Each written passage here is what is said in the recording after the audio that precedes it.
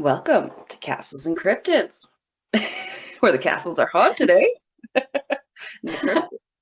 They're cryptic as fuck. Don't you Oh, know? yeah, they are. Berta. For sure. They for sure are. Right, the cryptids. All right. That's enough Canadian slang. Yeah. Oh, can you imagine? Just the whole episode. Too bad we already did our Canadian episode. First Canadian episode. Yeah. We'll have to do so many more. Oh, yeah. Canadian paranormal, Canadian cryptids. Ooh, Yeah. Canadian cryptids. That'll be a good one. Guys, tell us what Canadian cryptids you want us to cover. Yeah. Cool. Bigfoot. Anyway, welcome to episode 14. Yep. Thanks for listening. And that's all the time we have. Catch us next week. For some more riveting content. Because we're getting too long, so we decided we better just like cut out all the banter and the work. Everybody's screaming at us right now. They're like, we want some true crime. Our episodes will now be 50% sponsors. Us just recording ads for stuff. In the hopes that they'll pay us. Right. Oh, God. Okay. No, we don't want to lose our one Norway listener that we just gained. So let's... Yeah. We're sorry. I'm actually a really big fan. Pat thinks his name might be actually Norwegian. When he was in the army over in Europe, they were like, Ex-Gog, like, is your family Norwegian? And he was like, nope. I was told Swedish. But they're like, are you sure? So, I actually don't know. Tell us. I just know my last name is Scandinavian, so just in general, I don't know anything more accurate than that. But yes, you do also have a good Scandinavian last name. Yeah, essentially just the spelling of it. Just the spelling. Yeah. Anything with a son or a daughter in it, right? In the ending. Yeah. So we're doing some Norway this week. We are going to Norway. I'm excited. We've only been there for haunted and stuff. Yeah. So we already know it's got a pretty crazy history. Yeah, absolutely. I would love to go there. Yeah, it'd be pretty amazing. Yeah. I think Ressa got to go there. I have some postcards from her because she was in the Navy. That's pretty cool. Yeah.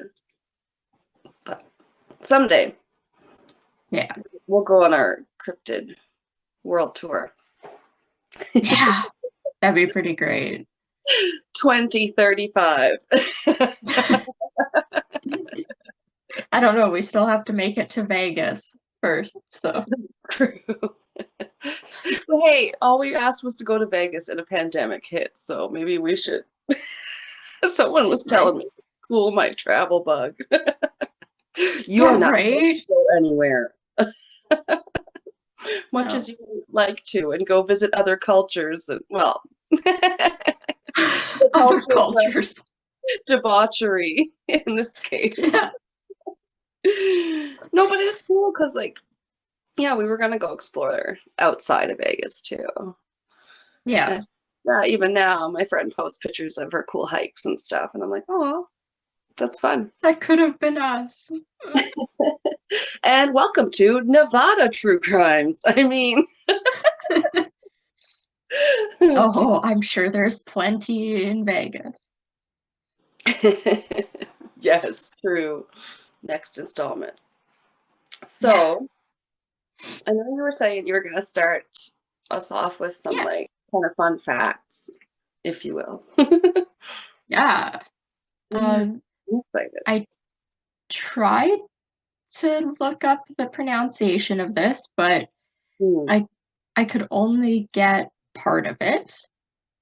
Not the whole word together, which is kind of strange to me.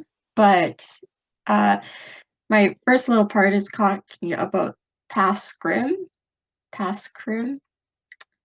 I Okay. tried looking up the pronunciation of it. So in Norway, they have like a traditional, they call it Easter crime.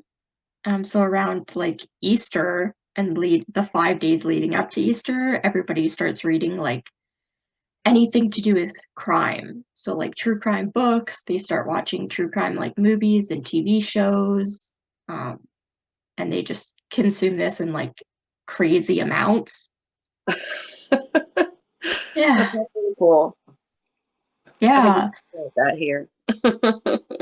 Yeah. So like bookstores, they'll like clear out entire shelves and put up whole displays and sections for people, for the books and every year they release like a book that's kind of like a collection of stories, for that year from a bunch of different authors. Okay, like an anthology or something. Yeah.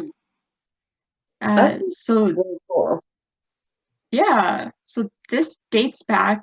I looked up like the origins of it to see. I was like, how did this start? Because I don't know, true crime and murder doesn't really seem to go along with like Easter.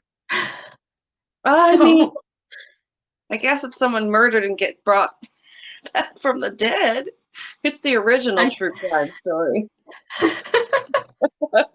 nah, I'm yeah, sorry. okay, I'm that's true. sorry.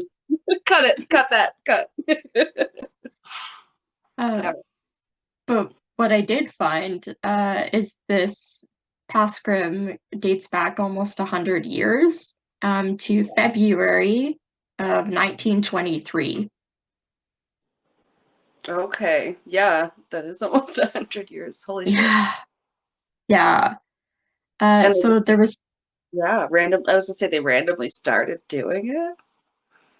so it has like a whole thing. So there's two Norwegian authors, Gordal Greg and Nils Lai, and they released a crime novel through the publisher Guidel Publishing. The novel, or and the Glidell like publishing firm like pushed the novel to fame and fortune, like made it a huge like best-selling book. Okay. Yeah, and they did this by once the book was published, they took out a front page ad in the local newspaper and they marketed the crime that took place in the book as if it was a real life crime. So people bought the newspaper, read all about the crime that was in the book, and then when they wanted to know like what was going on, they'd be like following the newspaper and the newspaper would tell them like to read this book all about it. So it was kind of like a PR stunt, but it forced the book into becoming like a bestseller. Yeah, that seems shady as fuck. Yeah, right. Little From what manipulative. from what I read, it was like a robbery on a train. That the train was actually like a well-known train in Norway. It was really famous. So they pretty much just said that it got robbed and everybody was wanting to read about it. Wow. Nowadays Yeah. that would be libel, I think. Is it libel if it's the written part kind? I think so. Because that company would be like, I'm not sure. yeah, they'd be like, that didn't happen to us. Like, we're not unsafe. You think that would be really bad for the Right? trade? Yeah, yeah. Yeah. It's not fair. But this did kind of start the tradition of that. So many books and TV shows, movies are produced every year, along with, as I said, there's an annual collection of crime short stories and novellas, that's published by Strawberry Publishing every year, and they call it Pascrim, and then they just say like, so it's like Pascrim 2019, and then 2020 and 2021. Instead of Passover, pass Grim. Yeah. Pass your time with some And grim stories. No. I'm so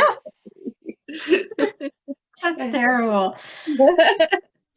So the 2021 story, we obviously, I assume we missed because it's past Easter now. But it contained 15 stories from different authors. And every year they also hold writing festivals a few weeks before Easter. And then the winners are like announced right before Easter, I guess. Cool. Yeah, it's pretty cool. It's described, or I think I have a quote. I don't know, I can't remember what this was from, but it just says, "Now before Easter is the time of crime novels." Now is the Yeah. time for crime novels. Yeah. Neat. They Yeah. said like the books and everything get so popular mostly because I guess in Norway they have 5 days off for Easter, like 5 days in a row off. So a lot of people just buy one or two books to get them through like 5 days off, which is pretty cool. I love it. I love to read. I mean, it's like, yeah, you're like, I get a nice long weekend, and it's totally Yeah. socially acceptable if I just read a bunch of true crime. Yeah, Only exactly. the Scandinavians are happier, right? Yeah. Yeah. Well, we'll see. My case is still coming. Yeah. Oh dear. That's really neat though. I like that. Yeah, I thought it was kind of cool. And I was like looking up, I was like, what is Norway known for? And one of the first things that came up was true crime, like book publishing. And I was like, oh shit, really? And you're like, are you fucking with me? No. Yeah. Yeah. And that leads into my case.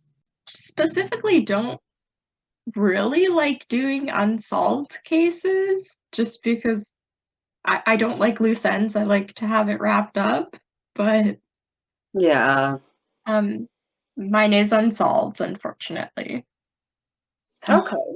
Yeah. It's they're very interesting sometimes. Yeah. So mine is a 26-year-old unsolved case from Kopervik on Karmøy in Norway. Hmm. Yeah. Yeah.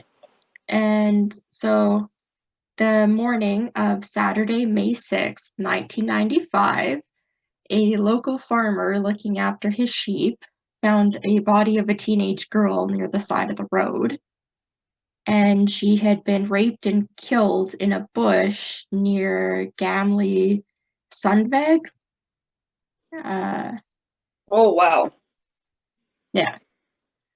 So That comes she out was, fast. yeah. She was identified as 17-year-old Birgitte Tengs, and her body was found about 400 meters from her home in Skar. And she was described as a fun and outgoing girl. Nice. So, Yeah, yeah. that's sad. So after meeting with her friends at the Avaldnes prayer house the day before, Birgit went to Kopervik Center. So it's like a community center. Mm-hmm. And she was on her way to her parents' house on Sund, um, a little west of the center she was at. So some of like they were able to kind of track her path that night to a certain point. So they know that at 11:40 she was hitchhiking with three other girls um, in Haugesund in the city center, and then she was later spotted by several people walking through the pedestrian street in Kopervik. By herself? Yeah, Okay.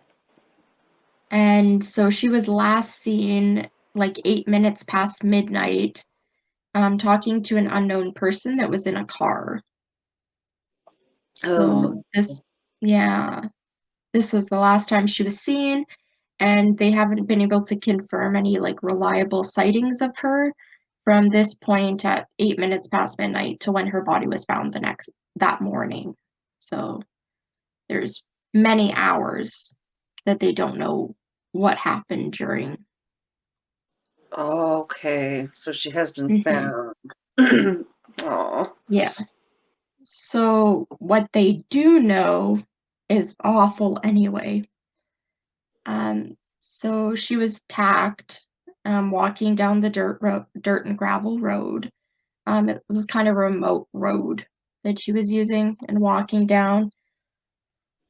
So she was attacked and she was dragged over a hilltop, through a fence opening, and then through some trees. Oh. Yeah, so quite a long distance. Her dress was ripped, her underwear had been pushed down, and she had been raped, and she had also suffered major head injuries. Well, she must have been unconscious, you would think, if she was being dragged. Yeah.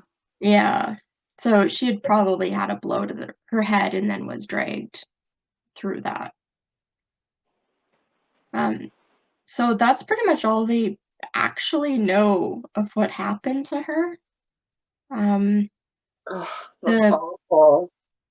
Yeah. So the police, from the immediate start of the case, started getting complaints and stuff that they weren't handling the case properly, and there was improper procedure being followed and stuff like that. So that's really unfortunate. Okay. Yeah, so a weapon was never found, but based on the head injuries, police assumed that it was a rock that was found nearby. But when they were securing the scene, they used tarps to make sure that the rain wasn't washing away any of the evidence. And unfortunately, to secure the tarps, they took all the rocks from the surrounding area and placed them on top of the tarps, which destroyed all of the evidence that could have been on any of the rocks that were possibly a murder weapon. Are you kidding? Yeah. They didn't So erect a small tent or something no, I have a picture of the crime scene. They essentially had 5 tarps that they just put rocks on top of. ugh. Yeah. And as well, another thing that was or multiple things that were just ridiculous. It just gets worse. The farmer who found her body, instead of immediately being questioned and taken away from the scene, he was asked to help secure the scene and secure the evidence. No. Right? Oh, it's awful. Okay. About I'm starting to see why it's unsolved. Yeah, Unfortunately. yeah, Ugh. it's awful for her and her family, and it gets worse. That's so So, frustrating. yeah, 3 hours after the murder took place, so, or I guess it wouldn't be 3 hours. 3 hours after they found her body, Mhm. and they had secured the scene, there was 2 officers that saw a big blood pool near the scene, and they heard sounds of breaking branches and sounds in the brush. So More blood. yeah, they saw blood in a different area away from her body. So they decided to investigate. They got out of their vehicle, and then instead of going into the brush, they just kind of shined flashlights at it, but they had mini flashlights that didn't light up well enough in the area. They didn't have proper flashlights. Okay. So they were shining in the area and then decided, instead of going into the thick brush, even though they heard noises and saw a big pool of blood, they just assumed that it was the sounds were from a dead or dying sheep that had been hit by a car and was leaving the area. Sounds like Yeah, something they came up with afterwards.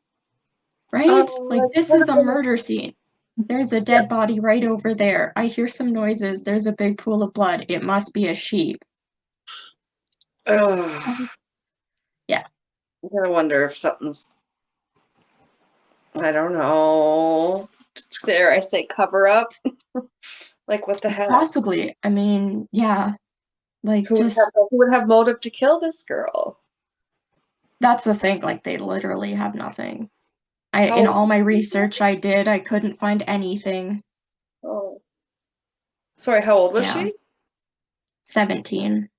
Oh, Yeah.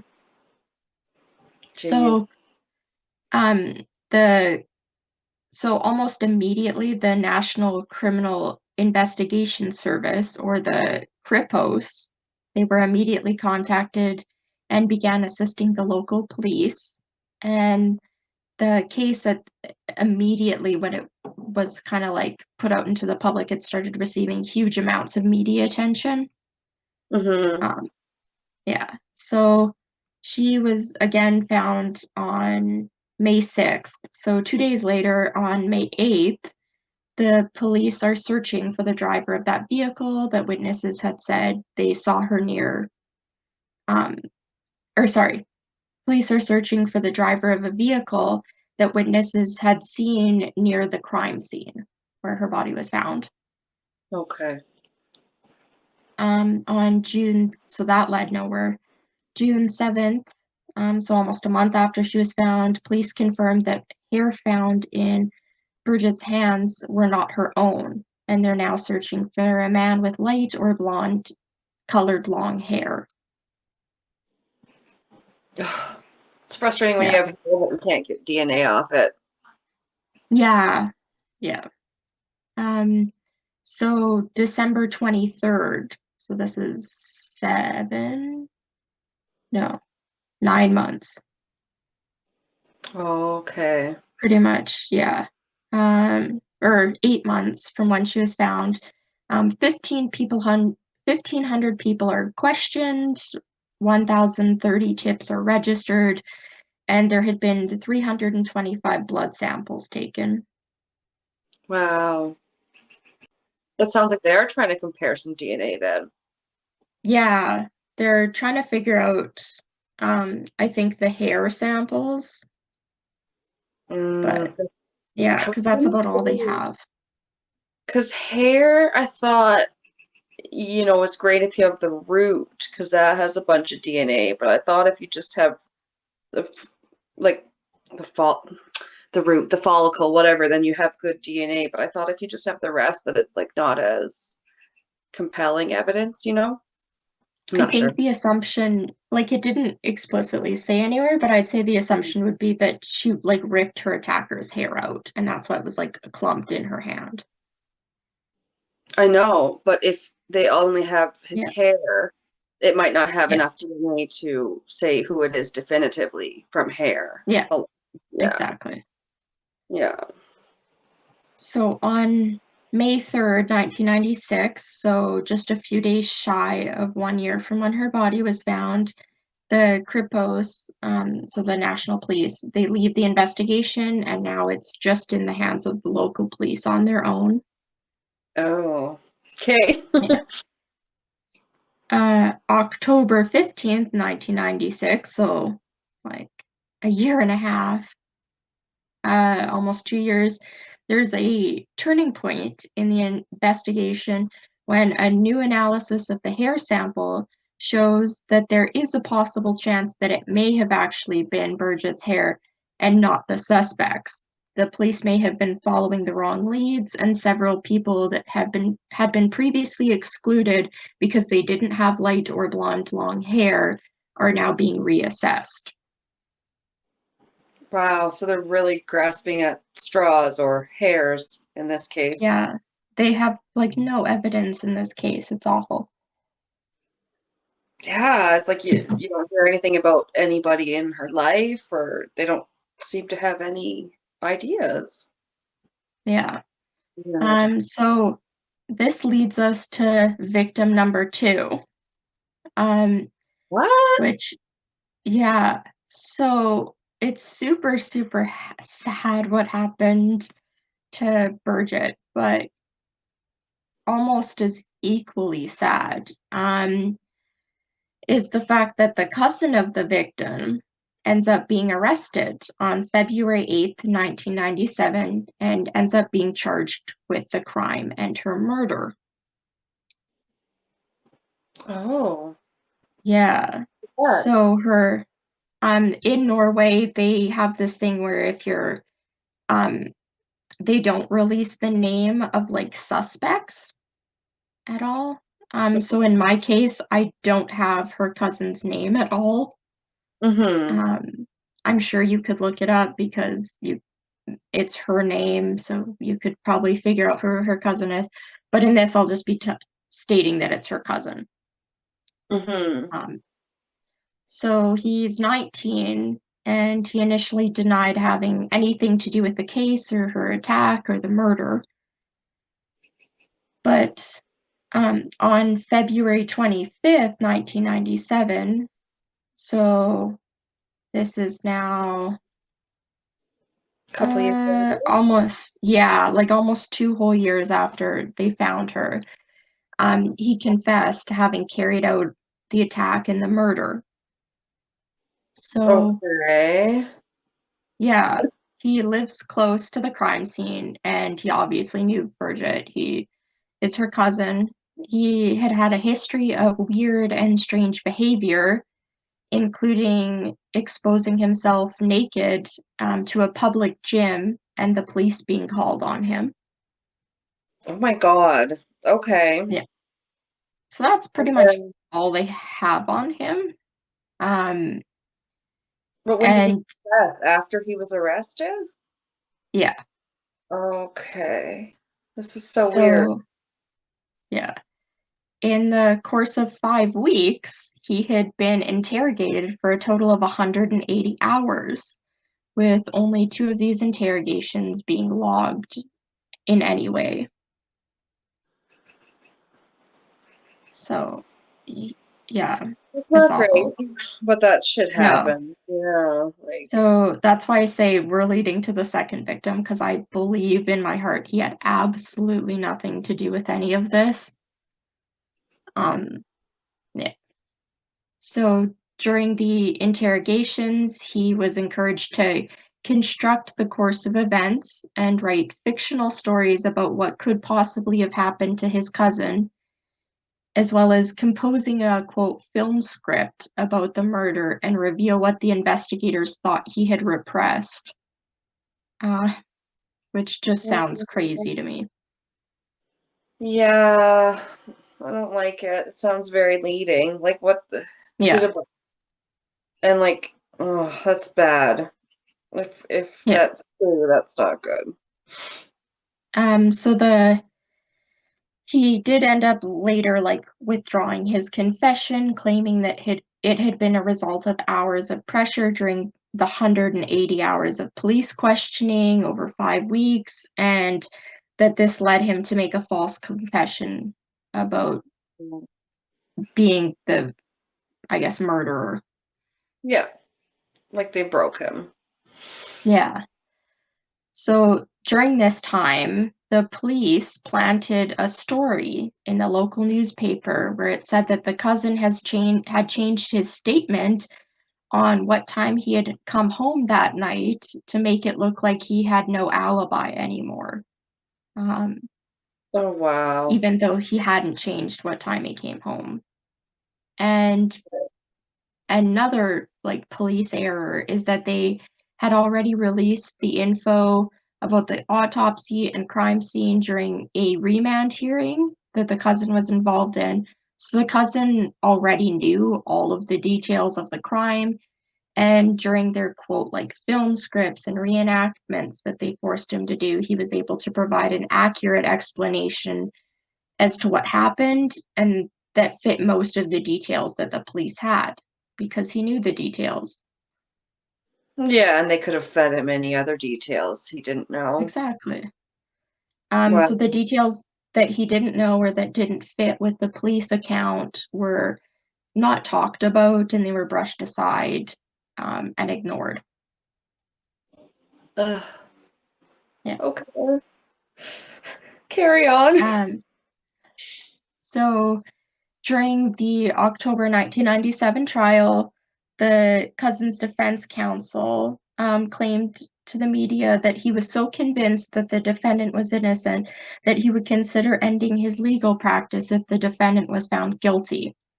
I don't know if he ended his legal practice, but the cousin was found guilty and sentenced to 14 years in prison and was ordered to pay reparations of I don't know what NOK is.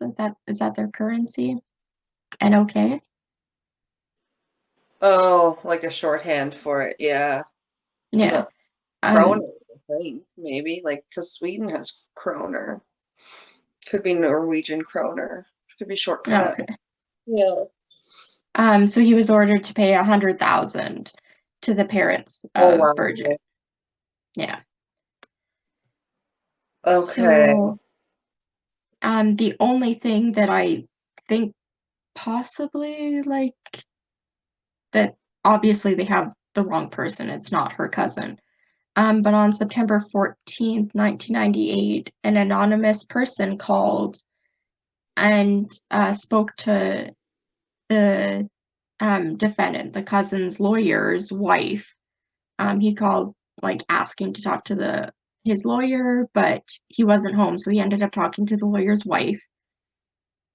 And over the course of a 45-minute phone conversation, the caller confessed to the murder, expressed sympathy with Birgitte's cousin being falsely accused, and told details about himself. Nothing that they were able to identify him with, but the police did follow up and investigated any new leads from the phone call, but it didn't bring any new information. What the hell? Yeah. 45 minutes? Yeah, Just right? away? Yeah. Ugh. Yeah, this whole thing stinks. Wild. Anyway. So the cousin went to a court of appeal and he was able to get acquitted in June of 1998 of the criminal claim. So he's like acquitted. He's not stated as the murderer, like legally, but Okay. he still is forced because the like court of appeal upheld the district court's judgment for the reparations he had to pay to the family. So, Oh, like, so he doesn't get his money back. yeah, exactly. Yeah. So it's possible under there's a Norwegian law stating that a criminal case requires proof beyond reasonable doubt. Well, civil action for damages, so like that reparation money, only requires reasonable doubt. Oh, for God's sake. Okay. Yeah. So, Whatever. yeah, at Jesus. the time of the criminal acquittal he received, he had already been in the custody for 495 days. So, Oh, like, what would that be, like 14, 15 months? sure. Something like that sounds good. So he appealed the sentence of the reparations or redress, they call it, to the Supreme Court. Okay. And in September of 1999, they upheld the Court of Appeals judgment by 3-2 votes. So he was still now the Supreme Court's still saying you have to pay the redress. Oh, Lord. The hits just Yeah. keep coming. In 2000, he complained to the European Court of Human Rights, which determined his rights had been violated, and he was awarded a small amount of money. But he was still responsible for the compensation and redress to Birgitte's parents. So in 2001, he and his family was awarded another compensation by the Court of Appeal, and their appeals were then taken to the Supreme Court. Again. Wow. Yeah. So pretty much like in the public eye, because of the redress, like still being his responsibility. He's still viewed as having to compensate her parents and at least partially guilty for Birgitte's murder, even though legally he's not a suspect. He isn't actually guilty of the murder or anything. He's not even being investigated for it. Yeah. That just seems like so petty then. It's like that's gotta be Yeah. awful in that family if now everybody believes that he's innocent.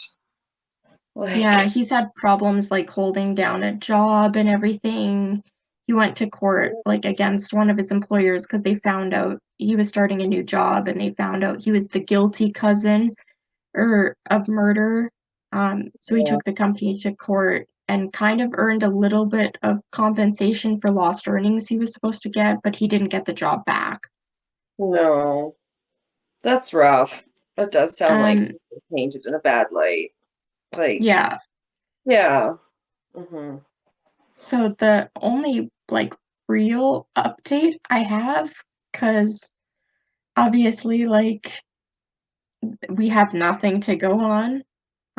There is a police cold case group, which is now reinvestigating the case, and they emphasized in 2018 that the cousin is not a suspect in the new investigation.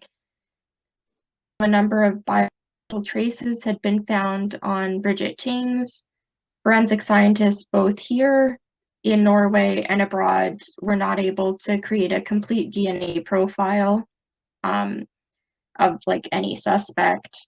And among other things, 5 hairs were found on Birgitte that were not her own and that the police do not know who it comes from. So I think this is a different set of hair now. Wow. Now Okay. that probably DNA and everything is better than it was in the 90s. Hopefully. Yeah. So the police have recommended that the DNA that was found on her not be tested again because it is actually partially contaminated. And the police have found new DNA traces in the investigation. However, as of now, the case remains unsolved. And the case was portrayed by the VG podcast Unsolved, as well as in the true crime documentary Who Killed Birgitte in 2016. Yeah. Shit. Yeah. So Sad. that's all the information I have. I literally got that from what 1, 2, 3, 4, 5 different sources to get that little information. It's sad. Oh, good. Well, no, I mean, sometimes if you go to more sources, at least then sometimes to me, you'll maybe confirm some of the things if you read it over again. You're like, okay, at least the stuff, Yeah. the known stuff, is confirmed and true and whatever. Hmm. So just reading one Yeah. source. So there is that. But Yeah. it's sad when there's a suspect that's being focused on that's not likely or whatever, and they're just taking up Yeah. all the time that you could be looking for the actual person. Exactly. Yeah. Yeah, that's why I believe in this case there is really 2 victims. There's Birgitte and then her cousin. Oh, I thought you meant someone else was gonna die. Huh. You I can't know. That's why I said it like that. But yeah, it does remind me of because I feel strongly about the one about the making a murderer one too, because I feel like that's exactly what they did to his nephew, Brendan Dassey, who was especially not especially intelligent. And then they just Mhm. ask leading questions and they don't tape all of the interview and then they get away with some crap, like some Yeah. crap cops do. Not all cops. I'm not a cop hater, some woke people, seem to be these days, but fuck, that sucks. That's Yeah, the well, sad they always say if you're in a room, even voluntarily, with a police officer, you should absolutely have a lawyer there. I mean, it's not a bad idea. It's your right, Yeah. you know? Yeah. Yeah. Yeah. Woof. Woof. and everything in Yeah. between. Thanks for Yeah. that. I Yeah. hate it. I know. I Oh, I yeah. wish there was a little more information about her, but Maybe I I can think find it's a lot. yeah. I was gonna say I maybe I think can it's a find lot to do something. with their privacy laws, but like not releasing names of like the perpetrators and stuff like that. I feel like that's why there's not a lot of information about her family. Still weird. You got to think there's a thread somewhere on Reddit or whatever where people are putting up theories that maybe I can step into a rabbit hole on. Yeah, I went through a couple things on Reddit like for this, and yeah, nobody was saying nothing. But Well, that's unusual. yeah, Reddit, they always got something to say. Yeah. All right, I Yeah. think we'll have to take a quick break and then we'll be Yeah. back with my case. Yeah. Oh my God. Okay, I'll give it a shot. All right. So, sorry about that. Sorry, boot it. Welcome back, as Kelsey just Yeah. said before I rambled on about nothing. Oh, it's time for my case. It is Yeah. than yours. It's what? I said it is different than yours. um, it is not about a teenage girl. It is about a black metal band. Yeah. I only briefly read about the or saw this when I was like looking up trying to find a case. So I think, yeah, you probably would have run look. Not surprised that you ran across it yeah. because I think it's a little better known. Um, Yeah. because it's kind of interesting and morbid and stuff like that. And I think Yeah. that's what the black metal band music scene, sorry, the black metal music scene seemed to like to be known for all this crazy stuff. So it definitely plays into it that there's a true crime case that I can cover. Yeah. But I felt like, yeah, one about a black metal band. I'm like, I'm not saying I like thrash metal or anything, but I am wearing a Metallica shirt as I record this, so I feel like, all right, I got Yeah, that. I'd say metal is absolutely not a genre I listen to. So I never even thought in my younger years that I would ever be a big fan of Metallica. I'd be like, well, I know like a song, a hit of theirs that you'll hear on the radio, but like didn't think I'd actually like really get into them. But yeah, they're they're a gateway, I would say. I'm not into a bunch of metal bands now, but I do like Metallica. yeah. And I like Danzig. He used to be part of the Misfits. I don't know if he's considered metal, but there are funny. I should put. Oh my God, I'll put some on our Instagram. But there's memes where Glenn Danzig, the singer, he looks unfortunately a little bit like Susan Sarandon sometimes. So we'll put memes of them side by side. That's great. It's great, but I think they both hate it, so sorry about it. But it's funny. That's great. Um, yeah. So in the 90s, black metal had a huge surge in popularity in Norway. I don't even know really.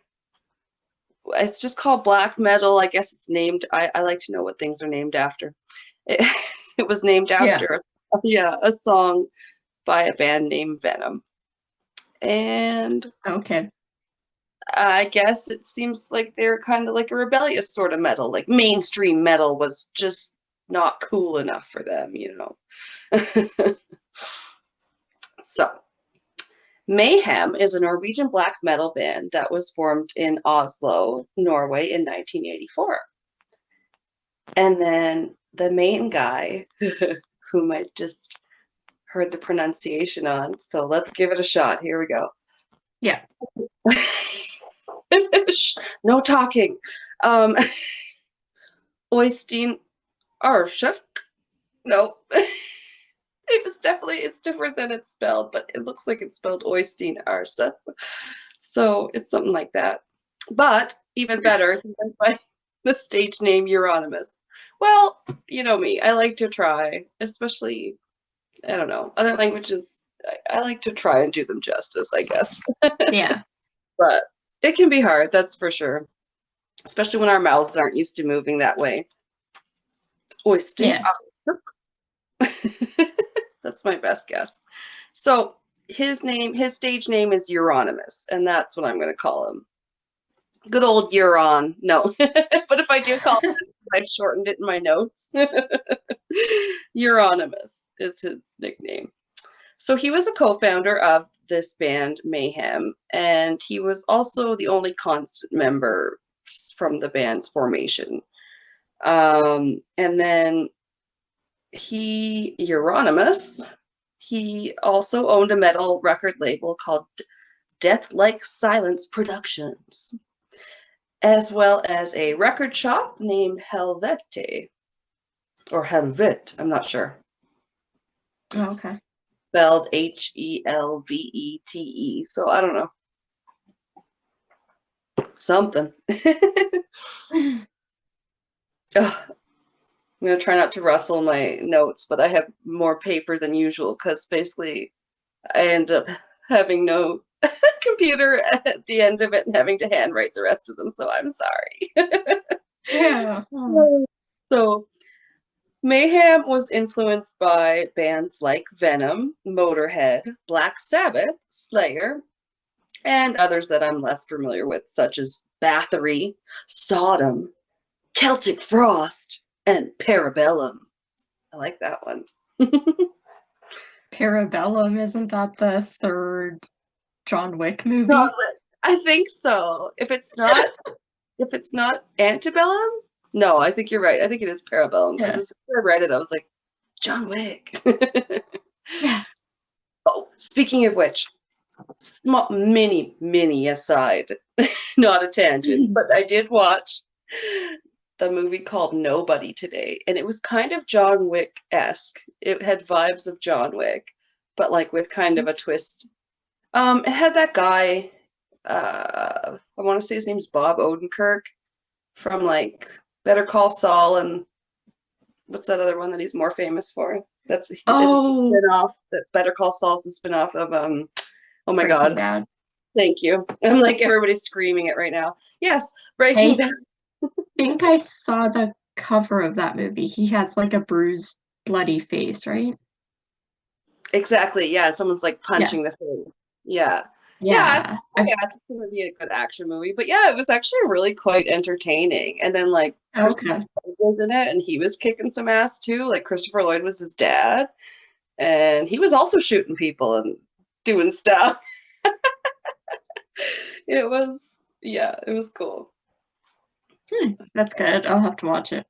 You will have to. I already had one person watch it and was like, good recommendation. Welcome, Jay. Anyway,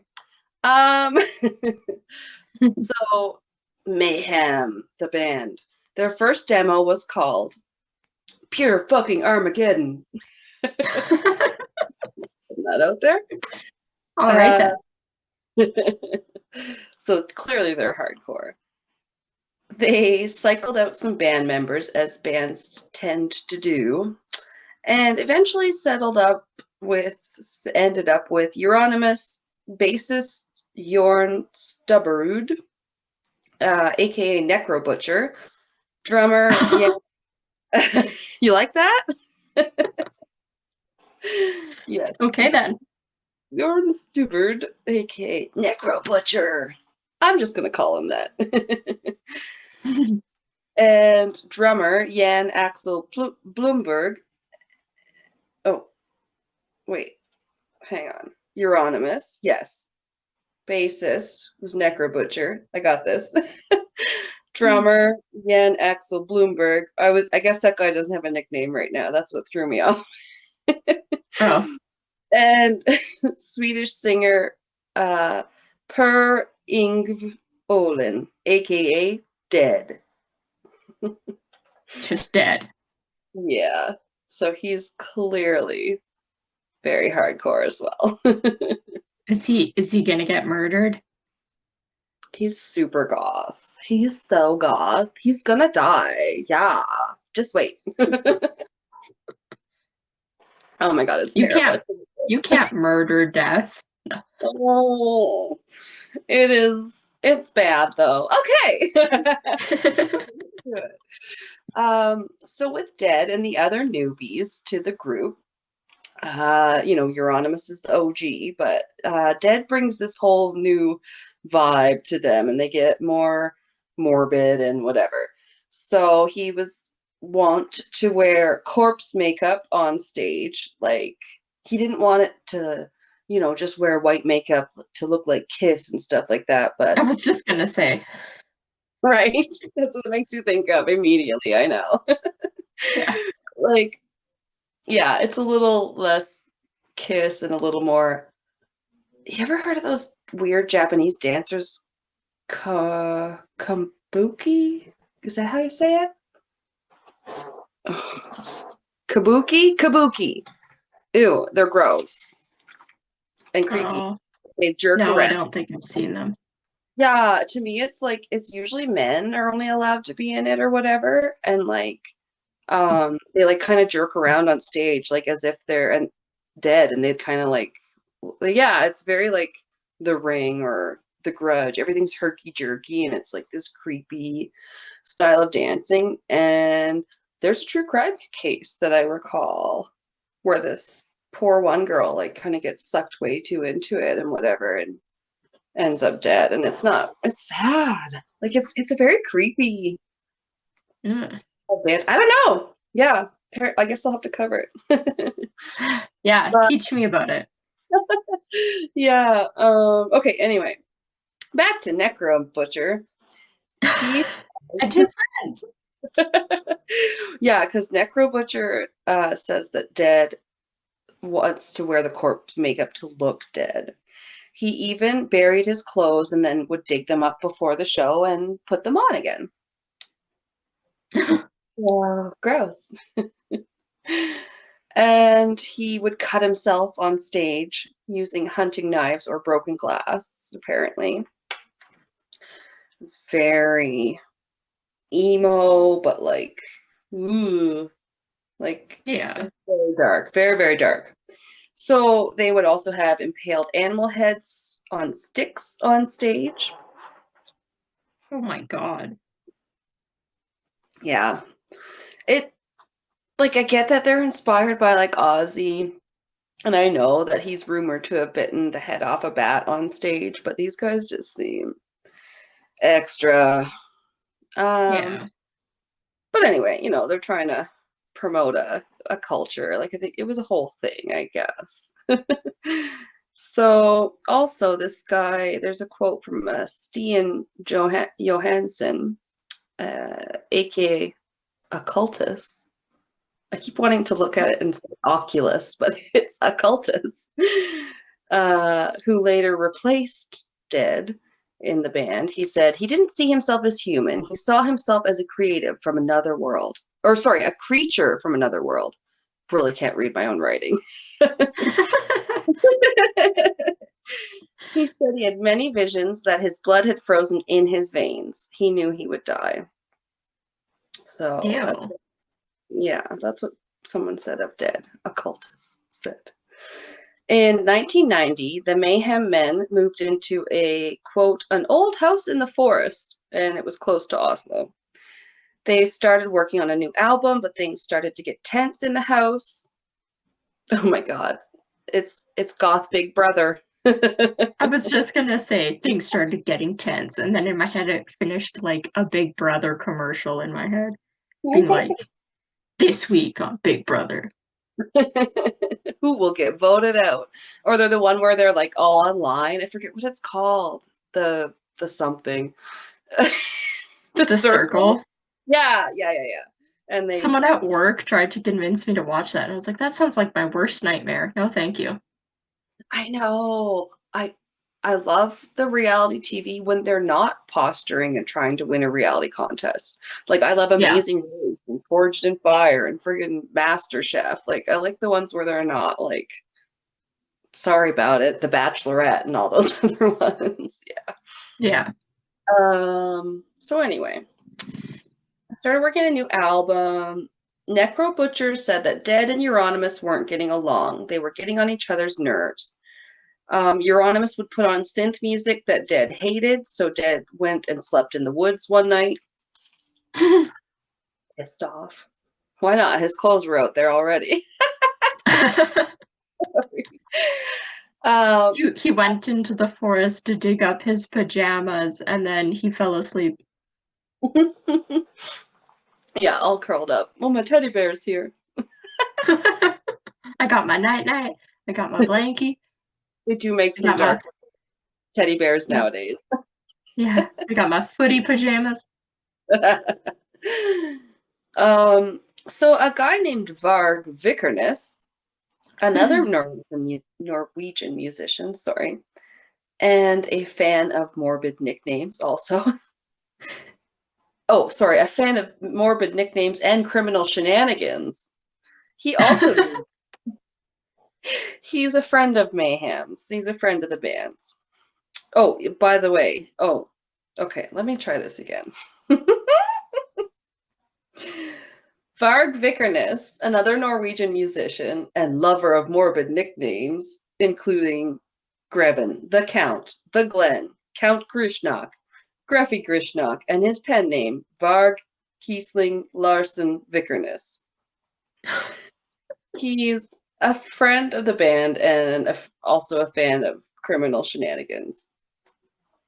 I'm going to call him Varg for brevity's sake.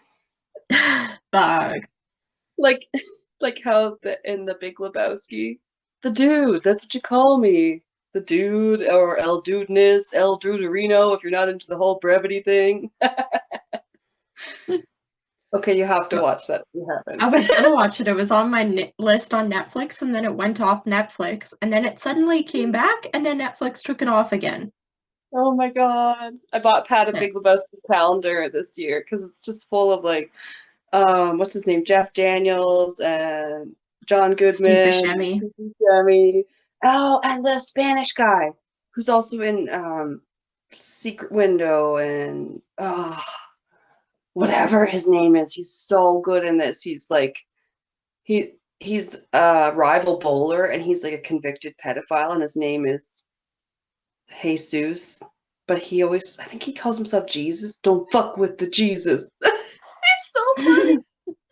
I'm so sorry. I derailed a bit there. You know me. Okay. Oh, yes. So Varg, Vikernes of the many nicknames, said that Dead once actually stabbed Euronymous. You know, these guys were not getting along, these boys in the band. Yeah. Oh, isn't that another reality show? This little boy band wasn't getting along. Actually, oh, don't, damn it. My ADD is kicking in. But the boy band made me think of, like, Night Class. He did a really good episode on, fucking that gross guy that, like, making the band, Leo Pearlman or something. And he was trying to make a boy band like NSYNC or Backstreet Boys or whatever, but he was Yeah. really, oh, it's like a gross, yeah, he was like a gross guy. It was really interesting. Anyway, so Euronymous, sorry, rather, on April 8th in 1991, Dead killed himself at home in the house that they all owned. Euronymous found him, and trigger warning, he had slit his wrists and shot himself in the head. Oh wow. Yes, Dead is dead now. He didn't get murdered, he offed himself. Mm-hmm. I mean, I wasn't shocked to hear that, to be honest with you. No, he's cutting himself on stage. Yeah, he left a big old note too. It started with excuse all the blood. No, and it also went on to say nobody will ever understand this, but as a sort of explanation, I am not human. This is only a dream, and soon I will awake. And it ended with, I didn't come up with this now, but 17 years ago. So clearly he's been troubled mentally for a very long time.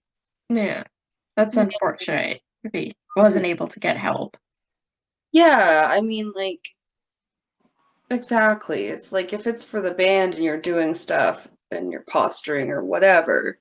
Yeah, like it's a performance. Yeah, it didn't seem like people were worried about him then, but then this happens, you're like, okay, obviously there was some deeper issues.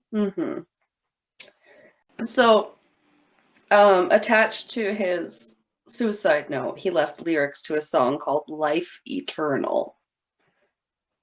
So that's funny because that's why I thought you laughed because you sneezed right when you were saying that, and I thought you were like, "What a guy, life eternal," you know. Anyway, um, Euronymous, upon finding his bandmate's dead's body, went and purchased a disposable camera to take some pictures of dead.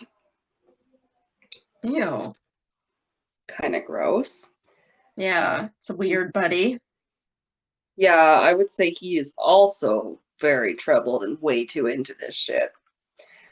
Even more than us as true crime podcasters, okay? Yeah, I wouldn't run across a dead body in my house and then of anybody and then just immediately be like, I'm gonna go get my camera. No, exactly. Um, so one picture was later actually used as a cover on their bootleg album, Dawn of the Black Hearts.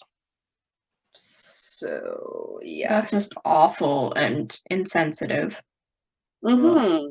Yeah. Like, think it would falls under like desecration of a body or something. Yeah. Hmm. Necro Butcher describes how Euronymous broke the news that Dead had killed himself. He called Necro Butcher up and said, Dead has. I can't even read it. Dead has done something really cool. He killed himself. Necro was Oh, in complete shock, and Euronymous basically said, Relax, I have pictures of everything. And Necro Butcher replied, Okay, don't even fucking call me before you destroy those pictures. Like, he was so pissed that he was acting like that. It's like, yeah. dude. Euronymous thought it would totally boost their image, and rumors even had it another trigger warning that Euronymous made a stew with bits of Dead's brains and a necklace with his skull bits. Ew. Yeah, Apparently, he's fucked up. right? I guess the band later confirmed the necklace part, even. Ew. Yeah, he really. What's his problem? I mean, they all had to be a little fucked up to find each other in this crazy band and then think it's cool to have dead animals on stage. But, like, yeah, now we're finding out how far everybody's going to take it. It's like, ugh. Yeah. So, Necro Butcher couldn't take this and he left. According to Dolk, who was a founder of the band Campfire, Euronymous became too high on himself, like, I'm the leader. He thought, sorry, this was a quote. I should have said quote. He became too high on himself, like, I'm the leader. He thought he could control the whole Norwegian metal scene. I know for a fact that there were a lot of people talking about getting Oystein, Euronymous, out of the scene, and by that I mean getting rid of him. So, Oh. yeah, shit's starting to get real, and people are like really pissed and talking about offing Euronymous because he's being so fucking weird.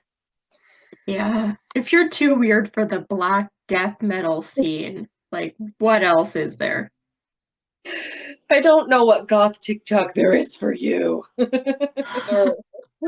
Okay, it's not lovely.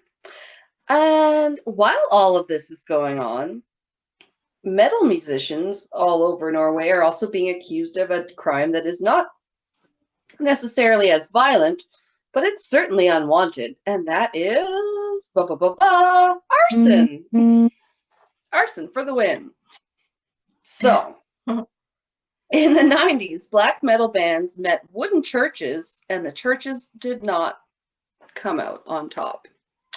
It's very unfortunate. This shit pisses me off just as much as the murder and crap that we have to read about. Yeah. Yeah, it's like, it's history. Sorry, I'm getting angry. I had to take a drink of wine. Norway has some lovely wooden churches. I saw some pictures that showed like beautiful little wooden churches that had multiple peaks in the roofs and hundreds of delicate little shingles, like actually pretty detailed and intricate and stuff. Yeah. And sorry, I don't know where I have this, but they were mostly called them stave churches, I guess, these little wooden churches. And they had over 1,000 of them in the Middle Ages. And nowadays, around our time, early 2000s, there's a little less than 30 remaining. Oh, wow. I know. And this is partially why. The first to burn down in the 90s was the Fantoft Church in Bergen, burned to the ground in June of 92. At first, they thought it was perhaps natural causes, such as lightning or whatever, but quickly not, because about a month later, Revheim Church in South Norway caught fire, and 20 days after that, Holmenkollen. Sorry, you got to say it with a little bit. They have such a beautiful, sing-songy kind of accent. I love it. Chapel in Oslo was ablaze as well. They were all destroyed. Sorry. New page. Okay. Another rash of fires followed that. There was Ornoya Church, Skjold Church. I'm really not sure how to say that one. It looks like Skoyold or Skogjold. Maybe I just think of Skog because Pat's name is Xgog and his DJ name was DJ Skog. But that was S-K-O-G and this is S-K-O-J. So I don't. Anyway, not important. Ornoya Church, Skoyold Church, Hockedo Church, Asane Church, and Sopsburg Church, which would claim the life of a firefighter in that last fire. So that's like they are starting to actually be violent, and one person died. So that's not cool. No. And this was all from about 1992 to 1996. And over a third of them were actually found to be started by a Black member. Oh my God. Sorry. Over a third were found to be started by Black metal bands or their fans. So it wasn't all to do with Black metal, but it did seem to be like inspired by, at least in part, which is our old pal, Varg Vikernes, was attributed to a lot of them. He and Euronymous said that Satanists were to blame. And in 1994, Varg was found guilty of burning Asane Church, Stortvet Church in Bergen, Skjold Church in Vindfjord, and Holmenkollen Chapel in Oslo. So, meanwhile, back at the ranch house, Euronymous, the Big Brother house. Exactly. I forget, but that's from some old show, I think. That meanwhile, back at the ranch, Euronymous is still spiraling. Yeah, I'm sorry, I didn't mean to cut you off.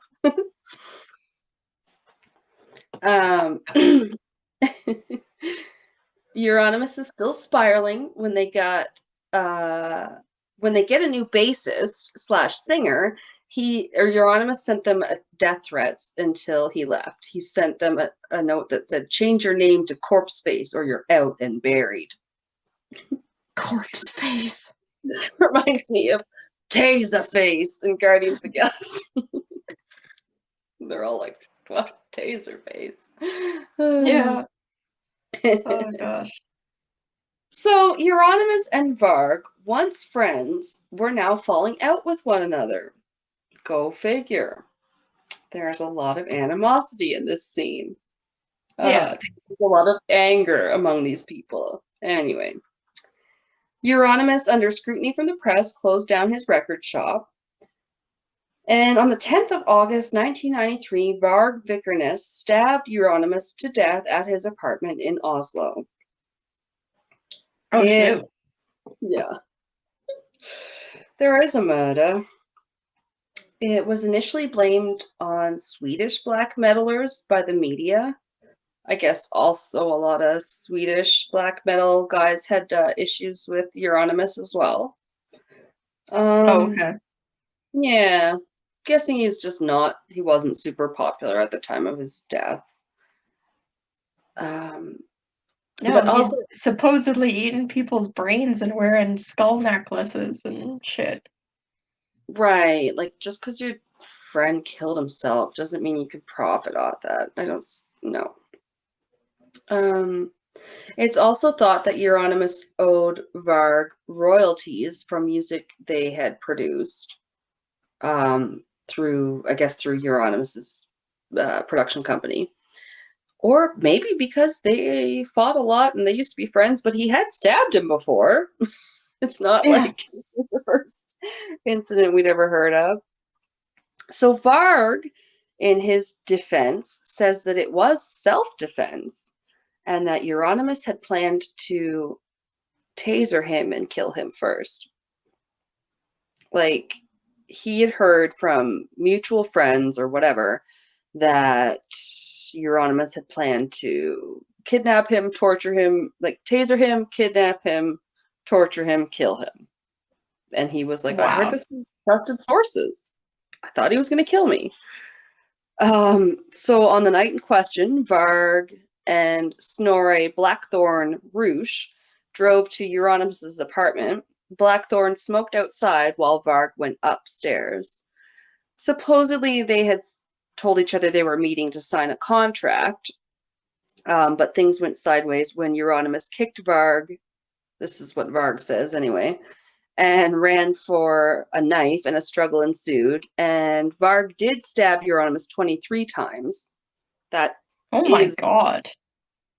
Yeah, that is what's known from his dead body. So to me, that doesn't sound like self-defense, but Yeah, that's a little too much. Just a bit. His body was left in the stairwell, and Varg claimed that Euronymous fell on glass. What? I don't know. I think it was part of his self-defense hypothesis. He fell on glass 23 times. So much glass. Yeah.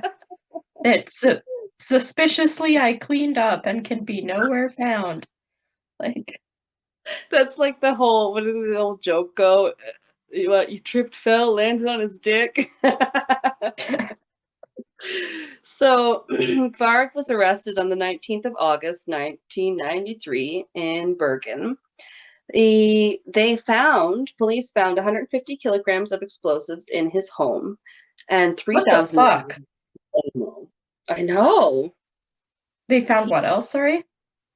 Sorry, 3,000 rounds of ammo. Holy fuck. A lot of explosives, lots of bullets. Whose house was this? Varg, the guy who killed Euronymous. Oh my god, everybody's fucked up. I know. Also, he had too many nicknames, so I had to just call him Varg. Pick one. Some people kept calling him Count Grishnak, but I was like, he had like 15. I don't want to, like, you'll see. I basically stopped researching this guy because I was like, I don't even want to know more about you. You suck. So, rumor had it that maybe why he had all this ammo and stuff was he planned to blow up Blitz House. Apparently, it's a radical leftist and anarchist enclave in Oslo.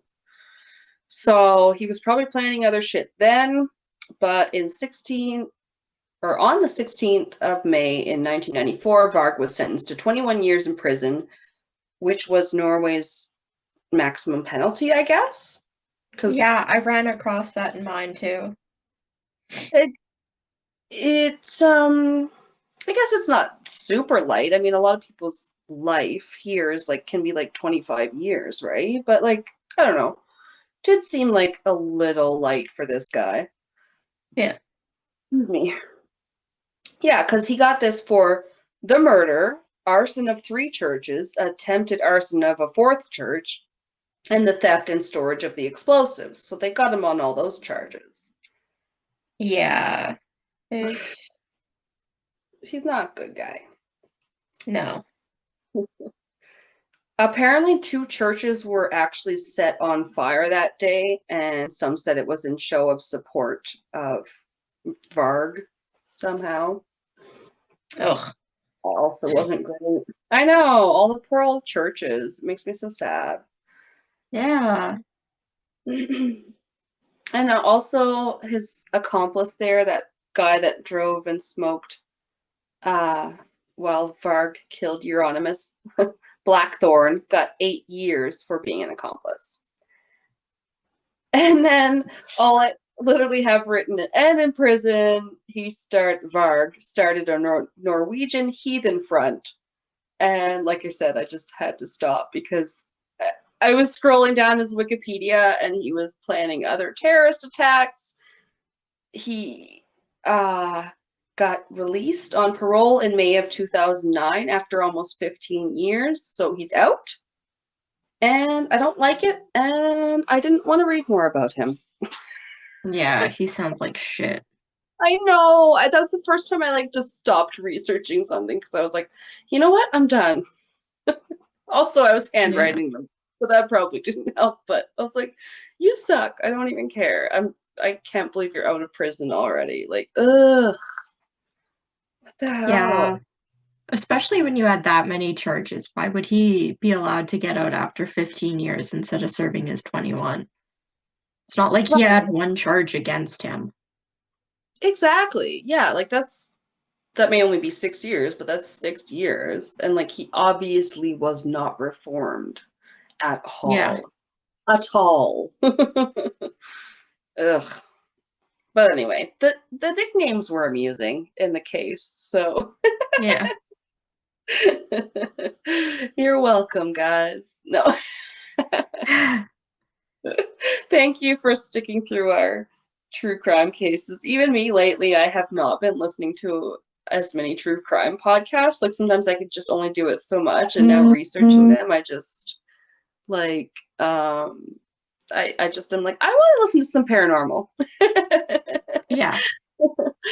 More paranormal, please. Yes, please. Okay. It's just sometimes a little bit easier on your head. Yeah. Speaking of that, did you listen to any of the Crime and Consequences girls? I have not, just because Oh. probably, like I say, I've been kind of avoiding listening to any strictly true crime ones. Yeah. I listened to three of their episodes in a row were absolutely insane. Oh, really? Yeah, so what happened is the one episode was, you probably remember her, Catherine Knight. They covered her in Wine and Crime. She was the one that killed her boyfriend in Australia and then chopped up his body and was planning on inviting his kids over to help her eat the body, and she had skinned him and hung the skin in the door jamb as a Oh God. Oh, I mean, yes. It's all horribly rushing back to me. Thank you. Yeah. So they covered her, but they covered so much stuff that they didn't cover, because that's actually the 3rd time I've heard her case covered. Okay. And they covered half an hour of stuff I had never heard about. That's always cool. I love getting a different info. Yeah, they were Yeah, more so information. good. Yeah. And then the case immediately after that, I guess they through like the Freedom of Information Act actually like got a hold of the court case, like full transcripts and documents. So all their information was from the court like transcripts. Ooh, nice. And it I was love that. insane. And then they had one that they went to like a hall of records at like um and they had the case documents like shipped to them as well Yeah. as over 1,000 pictures and like 18 hours of videotape. Like they got sent copies of the videotapes, everything. Like Wow. these Sometimes I girls wish are crazy. they have like some podcasts and stuff are almost like their own like investigative journalists in their own right. And those ones Yeah. are really, really impressive. That sounds cool. Well, the one where they had all the pictures and the videotapes and stuff, it was a guy had a torture dungeon and it was literally the Yeah. torture over days and days and murder of this woman and they got sent copies of it. Like, yeah. Oh. Oh no. So it's Then they kind of like, this. but because it's an older case, they're like the police were like, yeah, we'll send it to you through like the Freedom of Information Act. They filled out a bunch of paperwork and I think like had to pay something to have it sent to them. Sure, sure, sure. I But it was mean, like, Jesus, these girls are crazy. Like, fans, what should we spend our money on when you join Patreon? Should it be like actual hard evidence, or do we oh want my to go on God. Patreon? Well, it's cool. Yeah. That is really neat to listen to that stuff. I'd listen to it, but I don't want to be the one combing through that. They're like, yeah, we made our assistant look through over 1,000 pictures of like crime scenes and women being raped and tortured until they found like 12 to put on her website. And I was like, what the fuck? yeah, some people are just also consumed by it. Like, Yeah. rest in peace, Michelle McNamara, the All Be Gone in the Dark and everything. And she's, a writer and everything, but like still it's almost like it's a passion project for them. It's just Yeah. something that they can't put down and it fascinates them so much. You're just like, wow, that's crazy. I'll have to check them out. Yeah, their episodes are getting crazier. I'm like, what the fuck? Yeah, Yeah. that's awesome. Like, and I've enjoyed, the one we featured in, I forget what episode, but with our promo, the one, Crime and Roses, they're Yeah. really cool, because their perspectives are awesome, being that they're actual attorneys, and I always appreciated that intelligent angle and like Yeah. inside angle almost, right? Where you're like, oh, they just know that stuff because they're just smart bitches. Yeah. Yeah, that's Yeah. what I'm enjoying about Crime and Consequences too. Oh, oh, I Yeah. love that. Well, we should tell them what we're doing next week. Yeah. um, we are diving into next week in the future, if time exists. We're doing time travel. Fuck Yeah. yeah! I'm really excited for this one. I think it's going to be a lot of fun. I think so too. We've only touched on time travel in the Patreon secret government projects because I covered Andrew Yeah. Basiago, who claims to have time traveled back to like Gettysburg and stuff. Go check it out. It's Yeah. insane. So, if that's the case, we've had time travel for a while, and it makes sense that some people would have experienced it, but I don't know. There's so much to go through nowadays because now that we have videos, you get all those videos of people that are like, "I'm from the year 4000." Yeah. My face is blurry and this is not my real voice. Yeah, the one I was Yeah. talking to you about earlier, where he was like, the guy was like, "Oh yeah, okay. So can you give us something from like the next couple years that like just so we could have a prediction that we might be able to substantiate relatively soon?" And he's like, "Yeah." And this was in 2018. The current president of the United States will be elected for a second term. And I was like, "Nope." Trump's gone. COVID happened. If you guys don't know any about that or the freaking insurrection of the White House, like then I don't believe you. Yeah, if you don't know like the single biggest news headline of the year, fucking COVID for like a year and a half, Yeah, I then don't. get out of here. No, the force is not strong with these ones. But don't worry, guys. I won't be only talking about the time travel involved in Outlander, even though I know sometimes I can't shut up about it. Well, the idea of wormholes and pockets and stuff is interesting. Yeah. But yeah, apparently there's different types of time travel, so there's definitely a lot we're going to be able to get into with that one. So stay tuned. Yeah, And if should it be a fun doesn't, one. yeah, if it doesn't air, then we have achieved time travel and we are in 2075, just checking things out and And we'll seeing what. catch you the week after. Yeah. Yeah, we'll come back. We'll come back. We got Yeah. to share all that shit with you now. This is not my real voice. Everything's made of emerald and tungsten here. Yeah. All right. Thank you guys so much for listening. We really, really, really appreciate and love you guys. And Yeah. we'll see you next time. Oh. Bye.